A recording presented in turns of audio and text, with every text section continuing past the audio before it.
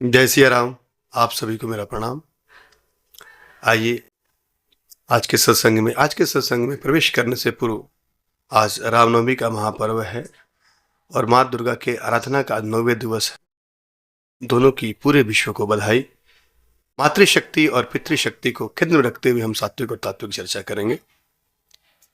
तो आइए आज के सत्संग में हम प्रवेश करें। इससे पूर्व 1 मिनट के लिए मैं अपने गुरु और विवेक देवता गणेश जी को याद करूं। पवन तनय तुम एक अधारा, कथा कहूँ मैं मति अनुसारा। वक्रतुंड महाकाय सूर्यकोटि समप्रभा, निर्विघ्नं कुरु मे देव, शुभ कार्येषु शुभ सर्वदा। गुरु ब्रह्मा गुरु विष्णु गुरुदेव महेश्वर, गुरु साक्षात् परम ब्रह्मा, तस्मै श्री गुरुवे नमः। तस्मै श्री गुरुवे नमः। परमपिता परमेश्वर की असीम अनुकंपा है कि हम लोग YouTube के माध्यम से सत्संग का श्रवण लाभ ले रहे हैं। आइए आज बहुत ही छोटा सत्संग के माध्यम से हम एक वैश्विक समस्याओं पे थोड़ा सात्विक और तात्विक चर्चा करेंगे। और आज का दिन इसका सूचक है, इसका बोधक है। हम सबको आज के इस दिवस से यह शिक्षा लेना चाहिए, यह स्वीकार करना चाहिए कि जो विश्व में समस्या है आज के डेट में, उसका निदान आज के दिवस दे रहा है। कैसे दे रहा है इसको हम समझने का थोड़ा बहुत प्रयास करेंगे। जो मेरे मति में आया, जो मेरा आत्मिक चिंतन के फलस्वरूप जो मैंने समझा, मैं आपके साथ प्रसाद के रूप में साझा करने का एक प्रयास कर रहा हूँ। आज एक ही दिन जब भगवान राम का प्रकट उत्सव हो रहा है, उसी दिन माँ शक्ति की पूजा का आज 9वां दिवस है। हम पिछले 9 दिनों से मातृशक्ति की पूजा करते आ रहे हैं और मातृशक्ति को हम सृष्टि समझे।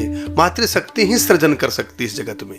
पितृशक्ति संहार का काम करता है। हम संहार प्रवृत्ति वाले हैं, इसलिए ये सोचते हैं कि पुरुष शक्तिशाली होता है, बुद्धिमान होता है, वो स्त्री पे अपना राज करने का प्रयास कर रहा है। अगर वो राज करने का प्रयास कर रहा है तो बहुत बड़ी भूल है, क्योंकि उसको ये नहीं पता है कि उसके शरीर को बनाने वाली माँ ही है। तुम्हें इतनी शक्तिशाली जो बनाती है वो माँ ही होती है। तो आज के इस दिवस में जब हम रामनवमी और दुर्गाष्टमी, दुर्गा नवमी के एक साथ मना रहे हैं, तो हमें यही सीख लेना चाहिए कि एक दूसरे के हम विरोधी नहीं है, एक दूसरे के हम प्रतिस्पर्धा में नहीं है, एक दूसरे के पूरक है। एक के बगैर एक का अस्तित्व संभव ही नहीं है। और आज न जाने क्यों इस दुनिया में अपने किस लोभ के लिए, किस लालच के लिए, कुछ राजनीतिक लाभ के लिए कुछ लोग अपने सब्सक्राइबर बढ़े, मेरे फॉलोअर्स बढ़े, मैं फेमस हो जाऊं, मेरा बस पैसे बढ़े, इसके लालच में आकर के एक ऐसा विष समाज में बो रहे हैं जिससे पूरा विश्व संतप्त हो रहा है। प्रत्येक परिवार में गृहयुद्ध की स्थिति है। पति पत्नी एक दूसरे से श्रेष्ठ बनने की होड़ में लगे हुए हैं, अपने अस्तित्व को नहीं समझ पा रहे हैं और सारा संसार से तृप्त है। ये उस 3rd वर्ल्ड वार से भी अधिक खतरनाक और भयावह स्थिति है। इस सबसे हम बाहर निकले, अपने यथार्थ को समझने का प्रयास करें। मातृशक्ति क्या है, पुरुष शक्ति क्या है। एक दूसरे के बगैर एक दूसरे का अस्तित्व हो ही नहीं सकता है। जो दूसरे को हम सम्मान दें, मातृशक्ति पुरुष को सम्मान दे और पुरुष मातृशक्ति को सम्मान, उसको नीचे दृष्टि से न देखें। और खासकर माताओं से मेरा ये अनुरोध है, आप पुरुष बनने का बिल्कुल भी प्रयास न करें। पुरुष का कोई अस्तित्व ही नहीं है। पुरुष को पैदा करने के लिए पुरुष का सृजन माँ ही करती है। तो अपने आप को छोटा न समझे, आप पुरुषों से तुलना न करें। पुरुष जैसा बनने की बिल्कुल भी आवश्यकता नहीं है। आप खुद में महान हैं, खुद में श्रेष्ठ हैं। पुरुष का कोई अस्तित्व नहीं है।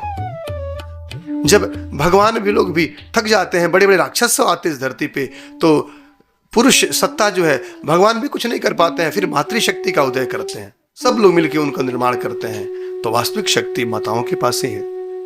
इसलिए अपने आप को बिल्कुल भी कमजोर न समझे। आपकी जो शक्ति है वो सृजन में लगती है। एक माँ अपने पूरे परिवार को पालती है, किसी को डीएम बनाती है, किसी को डॉक्टर बनाती है, वही बना सकती है। लेकिन खुद कुछ नहीं रहती है, अपने आप को कुछ अस्तित्व नहीं समझती है। यही उनकी सबसे बड़ी बड़प्पन है और इस मर्यादा को आप बनाए रखें, ऐसा मेरा अनुरोध है। आजकल वर्तमान में हम पुरुष जैसा बनते जा रहे हैं, घाटे का सौदा है और इस जगत के लिए अच्छा संकेत नहीं है।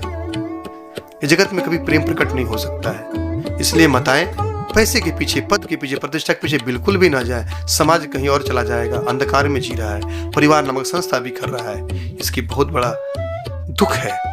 इस दुख से निवृत्ति के लिए आज के दिन जब रामनवमी और माँ दुर्गा नवमी को हम एक साथ मना रहे हैं, तो मेरा आप सबसे निवेदन है, मैं खुद के लिए भी, कि हम माताओं के प्रति अपना सद्भाव रखें, उनका आदर रखें, उनको शक्ति का केंद्र समझें, उनको बिल्कुल भी छोटा ना समझें। आइए इन्हीं भावनाओं के साथ आज के इस छोटे सत्संग को मैं यहीं विश्राम देता हूँ। आप सभी को मेरा प्रणाम। जय सिया राम।